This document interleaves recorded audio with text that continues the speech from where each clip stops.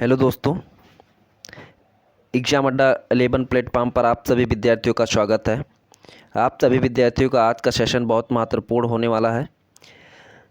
आज का हमारा जो टॉपिक है समास है। समास जो है सभी प्रतियोगी परीक्षाओं के लिए, जैसे यूपीएसआई, यूपी कांस्टेबल, यूपी लेखपाल, UP TET, UP super TET, UP B Ed entrance एवं अन्य प्रतियोगी परीक्षाओं के लिए महत्वपूर्ण सेशन वाला है, जो सभी प्रतियोगी परीक्षाओं में इस टॉपिक से एक दो क्वेश्चंस हमेशा आपको पूछा जाएगा। हमारा जो टॉपिक है वो समास है। इस समास को अच्छी तरीके से जानने के लिए आप पूरी वीडियो को बगैर स्किप किए पूरी वीडियो में बने रहिएगा और साथ में पेन और कॉपी लेके बैठिएगा। इस चीज़ को नोट करते रहिएगा, जिससे आपको दोबारा रिवीजन करने में आसानी हो और आप बेहतरीन तरीके से सीख भी सकें। चलिए ज़्यादा ना देर करते हुए सेशन स्टार्ट करते हैं। देखिए यहाँ पे समास क्या चीज़ें हैं। देखिए यहाँ पे जो भी डिफिनेशन मैंने लिखा है बहुत बारीकी तरीके से, बहुत अच्छा लिखा है, इसको एक्सप्लेन किया है। देखिए यहाँ पे जो परिभाषा लिखा है, समास शब्द का शाब्दिक अर्थ होता है छोटा रूप। अतः जब दो या दो से अधिक शब्द पद अपने बीच में विभक्तियों का लोप कर जो छोटा रूप बनाते हैं उसे समासिक शब्द या समस्त पद कहते हैं। ठीक, इतना बातें तो समझ में आ गया होगा। समास जो है, समास मतलब होता है संक्षिप्त। संक्षिप्त मतलब एक छोटा रूप आपका। ठीक, यहाँ पे देखिए फिर आगे क्या है, जब दो या दो से अधिक शब्द पद अपने बीच की विभक्तियों का लोप कर जो छोटा रूप बनाते हैं उसे समास, समासिक शब्द या समस्त पद कहते हैं। देखिए समास, समासिक शब्द, समस्त पद, बात एक ही चीज़ें हैं तीनों। अब यहाँ पे जैसे एग्जाम्पल्स में आप देख लीजिए, रसोई के लिए घर, शब्दों में से के लिए विभक्ति का लोप करने पर नया शब्द बना रसोई घर। अच्छा देखिए यहाँ पे जो के लिए है ये क्या है, विभक्ति है, इसी का यहाँ पे लोप कर दिया गया है। यहाँ पे क्या बन गया, रसोई घर। अब ये जो रसोई घर हो गया, ये हमारा क्या हो गया, ये समासिक शब्द है जिसे हम समास कहते हैं, क्योंकि देखिए संक्षिप्त में है, ये क्या है, विस्तृत में है। देखिए आप लोग को समास समझ में आ गया हो गया। आगे बात कर लेते हैं समास विग्रह क्या है। समास विग्रह किसी समस्त पद या समासिक शब्द को उसके विभिन्न पदों एवं विभक्ति सहित पृथक करने की क्रिया को समास का विग्रह कहते हैं। जैसे एग्जाम्पल्स में जैसे देखिए यहाँ पे क्या चीज़ें हैं, यहाँ पे विद्यालय है, ये जो विद्यालय है आपका ये क्या चीज़ है, समासिक शब्द है, ये संक्षिप्त रूप है इसके, जिसे हम समास कहते हैं। विद्या के लिए आलय, ये जो हमारा समास विग्रह है। यहाँ पे देखिए जो के लिए है, के लिए हमारा क्या है, ये विभक्ति है, के लिए हमारा विभक्ति है जिसे हम कारक भी कहते हैं। नेक्स्ट आ जाते हैं, बात करते हैं समास के प्रकार। समास कितने प्रकार के हैं। देखिए समास 6 प्रकार के होते हैं। अव्ययीभाव समास, तत्पुरुष समास, द्वंद्व समास, बहुव्रीहि समास, द्विगु समास, क्रमधारय समास। अब यहाँ पे एक एक समास के बारे में मैं बात करूँगा। विद्यार्थी आप सभी कॉपी और पेन लेके बैठेगा, नोट करते रहेगा सारी चीज़ों को। यहाँ पे शुरू करते हैं हम अव्ययीभाव समास। यहाँ पे जो अव्ययीभाव समास है, देखिए अव्ययीभाव समास में प्रायः पहला पद प्रधान होता है। इसे हम पहला पद जो होता है ये क्या है, प्रधान है।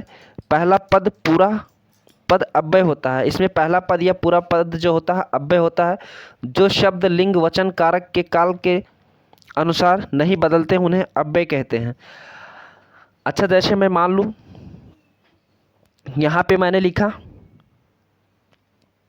यथाशक्ति। यथाशक्ति जो है ये हमारा एक अव्यय शब्द है। अब यहाँ पे यथाशक्ति के लिए जैसे मैं अब यहाँ पे मैंने कहा अव्यय क्या चीज़ें होती, पहले अव्यय आप समझिए। देखिए अव्यय वो चीज़ें होती हैं जो लिंग वचन कारक काल के अनुसार नहीं बदलते, उन्हें अव्यय कहते हैं। जैसे यथाशक्ति हो गया। अब इसके लिए मैं वाक्य अगर बनाऊंगा, जिससे राधा यथाशक्ति आईएएस बनने का प्रयास कर रही हैं। कृष्ण यथाशक्ति आईएएस बनने का प्रयास कर रहे हैं। अब यहाँ पे देखिए कर रहे हैं, लेकिन यहाँ पे जो यथाशक्ति है ये क्या है, मतलब ये यथाशक्ति ही यूज हुआ है। ऐसा नहीं है कि मतलब स्त्रीलिंग और पुल्लिंग में मतलब इसको बदल दिया गया है। मतलब ये लिंग और कारक के आधार पर इसका परिवर्तन नहीं होता है। नेक्स्ट आते हैं, देखिए यहाँ पे तीसरे में टॉपिक क्या है, यदि एक शब्द पुनरावृत्ति हो और दोनों शब्द मिलकर अव्यय की तरह प्रयुक्त हो वहाँ भी अव्ययीभाव समास होता है। उसके बाद में संस्कृत के उपसर्ग युक्त पद अव्ययीभाव समास होते हैं। यहाँ पे कुछ एग्जाम्पल्स देख लेते हैं, जैसे यथाशक्ति, शक्ति के अनुसार, यथा शीघ्र, जितना शीघ्र हो, यथा कर्म, कर्म के अनुसार, यथा विधि, विधि के अनुसार, यथा अवसर, अवसर के अनुसार। ऐसे देखिए इसमें तमाम सारे एग्जाम्पल्स हैं, आप लोग इसको देखिएगा। नेक्स्ट बात करते हैं हम तत्पुरुष समास की। देखिए तत्पुरुष समास में दूसरा पद प्रधान होता है, अर्थात विभक्ति का लिंग वचन दूसरे पद के अनुसार होता है। देखिए अभी मैंने कहा अव्ययी भाव समास में जो होता है आपका पहला पद प्रधान होता है, लेकिन हमारा तत्पुरुष समास में क्या है, इसमें दूसरा पद प्रधान होता है। मतलब दूसरा पद प्रधान मतलब दूसरा पद जो होता है वही हमारा मुख्य होता है। आगे देख रहे हैं क्या चीज़ें हैं। देखिए इसका विग्रह करने पर कर्ता संबोधन की कृतियों में ने, है और अरे के अतिरिक्त किसी भी कारक की विभक्ति प्रयुक्त होती है। जैसे कि यहाँ पे जैसे ने है ये कर्ता और संबंध का छोड़ के मतलब और सभी विभक्तियों का ये कारक का लोप करती है। जैसे तथा विभक्ति के अनुसार इसके ही उपभेद हैं। जैसे देखिए यहाँ पे पहला जो यहाँ पे विभक्ति दिया गया है, जैसे कर्म को, अब ये जो को है ये विभक्ति है। अब यहाँ पे देखिए जैसे कृष्णार्पण, अब यहाँ पे कृष्ण को अर्पण, अब ये जो को है, को मतलब यहाँ पे क्रम तत्पुरुष है, यहाँ पे को विभक्ति है। को जो है इसे विभक्ति भी कहते हैं और कारक भी कहते हैं। यहाँ पे जो को है वो विभक्ति हो गया। जैसे सुखद, नेत्रों को सुखद, यहाँ पे को जो है ये विभक्ति है। मतलब यहाँ पे देखिए तत्पुरुष ये हमारा हो गया मतलब कर्म तत्पुरुष। उसके बाद में करण तत्पुरुष में देखिए यहाँ पे जो करण तत्पुरुष में से के द्वारा यहाँ पे कारक, उसी को कारक भी कहते हैं विभक्ति भी कहते हैं। यहाँ पे देखिए ईश्वर प्रदत्त, ईश्वर से प्रदत्त। अब यहाँ पे देखिए से या के द्वारा कोई एक विभक्ति यूज होगा, मतलब इसके इस शब्द को मतलब विस्तृत करने पर। देखिए हस्तलिखित, लिखित, हस्त से लिखित। अब यहाँ पे देखिए से विभक्ति यूज हुआ है। यहाँ तुलसी कृत, तुलसी द्वारा रचित। अब यहाँ पे देखिए के द्वारा भी आ गया। मतलब ये अब ऐसे जो शब्द मिलेंगे से के द्वारा वहाँ पे हमारा करण तत्पुरुष हो जाएगा, और जहाँ पे हमें को का मतलब विभक्ति मिलेगा वहाँ पे हमारा क्रम तत्पुरुष हो जाएगा। इसी तरीके से नेक्स्ट हुआ यहाँ पे देखिए संप्रदान के लिए क्या है, हवन सामग्री, हवन के लिए सामग्री। जहाँ पे हमें के लिए शब्द मिल जाएगा वहाँ पे हमारा, जैसे किसी की विभक्ति में अगर हमें के लिए मिल गया अगर विभक्ति शब्द, तो वहाँ पे हमारा संप्रदान तत्पुरुष होगा। जैसे विद्या, विद्यालय, विद्या के लिए आलय। अब यहाँ पे अगर आपसे पूछा जाए कौन सा तत्पुरुष है, तो आप बताएंगे यहाँ पे संप्रदान तत्पुरुष है। जैसे यहाँ पे के लिए जो विभक्ति है किसका है, संप्रदान का।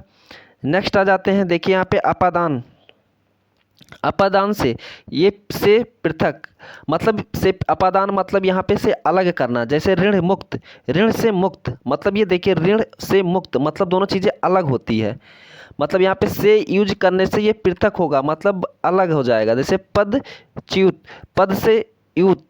यहाँ पे मार्ग भ्रष्ट है, यहाँ पे मार्ग से भ्रष्ट मतलब बिल्कुल अलग होना उस शब्द से। जैसे धर्म विमुख, धर्म से विमुख, उस शब्द से बिल्कुल अलग हो जाना।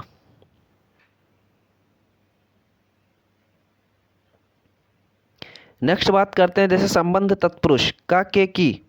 अब यहाँ पे देखिए ये जो हमारा है ये सभी कारक हैं, उसी को हम विभक्ति भी कहते हैं। जैसे मंत्री परिषद, मंत्री की परिषद, यहाँ पे की विभक्ति अगर यूज होगा तो हमारा मतलब का, की, के अगर कोई भी यहाँ पे विभक्ति या मतलब वही विभक्ति या कारक कोई भी, मतलब दोनों चीज़ें एक ही, विभक्ति और कारक। अगर हमारा मतलब किसी भी शब्द में अगर का, की, के विभक्ति आता है तो वो हमारा क्या हो जाएगा, संबंध तत्पुरुष हो जाएगा।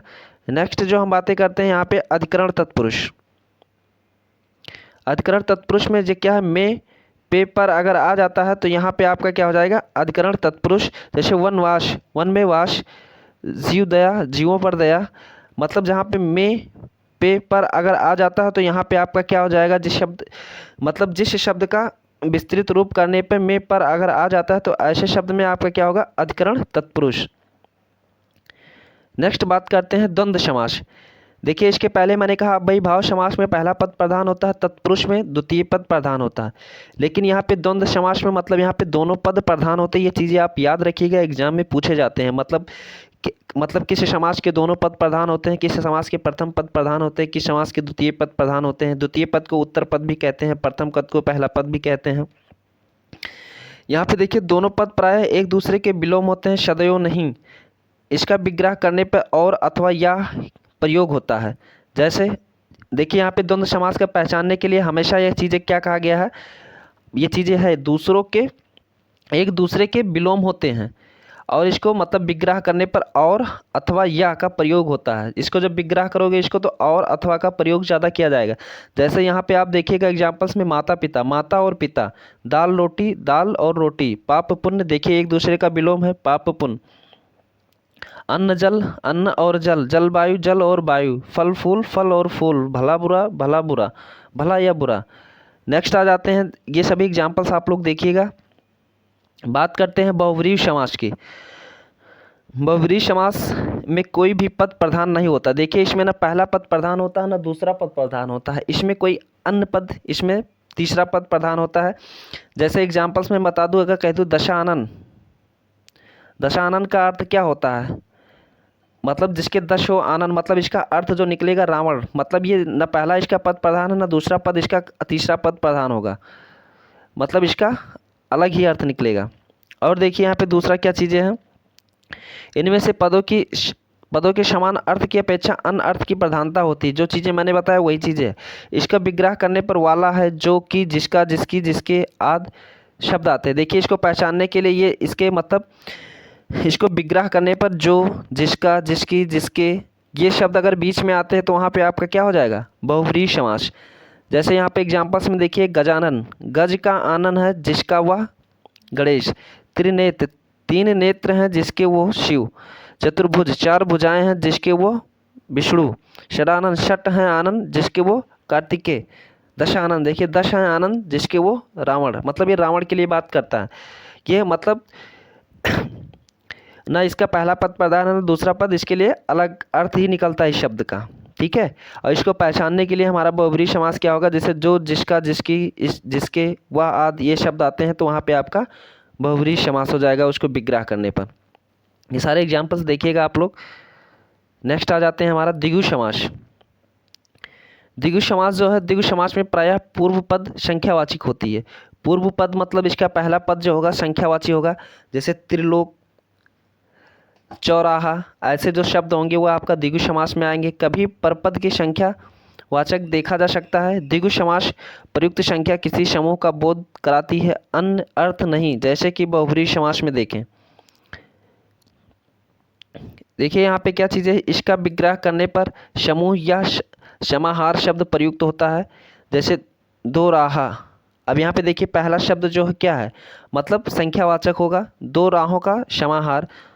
उसके बाद में त्रिभुज, 3 भुजाओं का समाहार, त्रिलोक या त्रिलोकी, तीनों लोक का समाहार, 3 रथ, तीनों रत्नों का समूह, संकलन, त्रय, 3 का समाहार।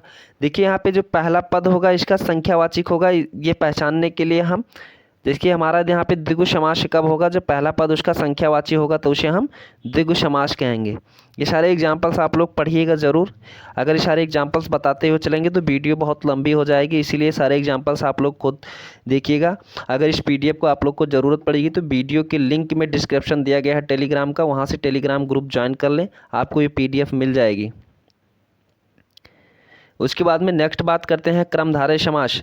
क्रमधारय समास में एक पद विशेष होता है जो दूसरा पद विशेष है, मतलब इसमें एक पद जो होगा विशेषण होता है और दूसरा पद विशेष होता है। इसमें कहीं कहीं उपमेय उपमान का संबंध होता है तथा विग्रह करने पर रूपी शब्द का प्रयुक्त होता है। सभी विद्यार्थी इसको नोट करते रहिएगा। देखिए ये बातें, ये चीज़ें और ये चीज़ें आपको समझ में आ गई होगी। जैसे क्रमधारय समास में एक पद विशेषण होता है और दूसरा पद विशेष्य होता है।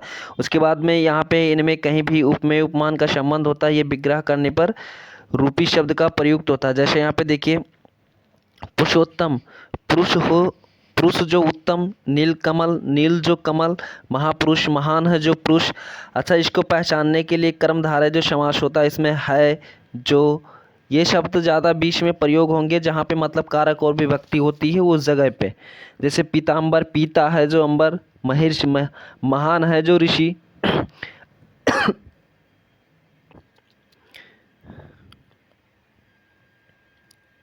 यहाँ पे नेक्स्ट एग्जाम्पल्स देखते हैं, जैसे नरा, धम, अधम है जो नर। उसके बाद में इसी तरीके से बहुत सारे एग्जाम्पल्स यहाँ पे दिए गए हैं। देखिए जहाँ पे जैसे अध मरा, आधा है जो मरा, रक्तांबर, रक्त का रंग लाल जो अंबर। उसके बाद में कुपुत्र, कुशित जो पुत्र, दुष्कर्म, दूषित है जो कर्म, लाल मिर्च, लाल है जो मिर्च, मंद बुद्धि, मंद है जो बुद्धि। ये सभी एग्जाम्पल्स आप लोग देखिएगा। उसके बाद में ये हमारा जो कर्मधारय था ये हमारा लास्ट था। अच्छा देखिए कर्मधारय में भी जो होता है इसका भी मतलब द्वितीय पद प्रधान होता है। उसके बाद में मैं एक बार आप लोग को रिपीट करा दे रहा हूँ। देखिए जैसे जो अव्ययी भाव समास होता है उसका प्रथम पद प्रधान होता है। उसके बाद में तो तत्पुरुष समास होता है उसका द्वितीय पद प्रधान होता है। उसके बाद में जैसे कर्मधारय हो गया या द्विगु हो गया इसका भी द्वितीय पद प्रधान होता है। उसके बाद में बहुब्रीहि जो होता है इसमें ना पहला पद प्रधान होता है ना ही दूसरा पद प्रधान होता है, इसका अन्य ही इसका तीसरा पद प्रधान होता है। और जो द्विगु समास होता है ये मतलब दोनों द्वंद्व समास होते हैं। मतलब ये इसमें ना पहला ही पद प्रधान होता है, इसमें मतलब पहला पद और दूसरा पद दोनों प्रधान होते हैं जो हमारा द्वंद्व समास होता है। ये हमारा समास कंप्लीट हो गया। अगर आप लोग को ये वीडियो अच्छी लगेगी तो कमेंट करके ज़रूर बताइएगा और आप लोग चैनल्स को सब्सक्राइब ज़रूर करिए। आप लोग चैनल को सब्सक्राइब ज़रूर करिएगा ऐसे ही वीडियो का अपडेट पाने के लिए। अगर आप लोग सभी लोग कमेंट करके ज़रूर बताएं आप लोग को वीडियो कैसे लगी। और